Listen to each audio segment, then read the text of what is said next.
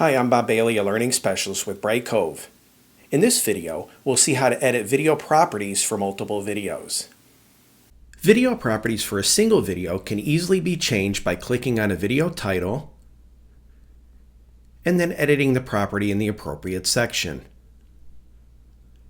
Now, what if you need to change the same property for multiple videos?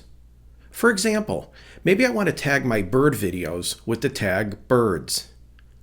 The Quick Edit feature in the Media module makes it easy to change properties for multiple videos. I'm going to select some bird videos by clicking on the checkbox.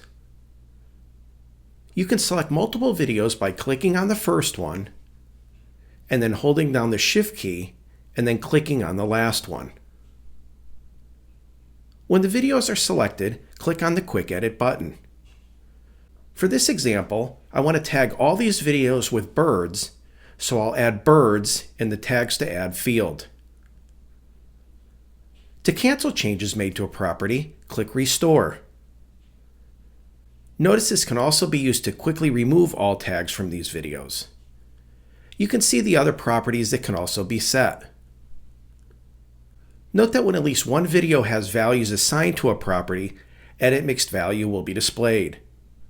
When you're done making changes, click Save.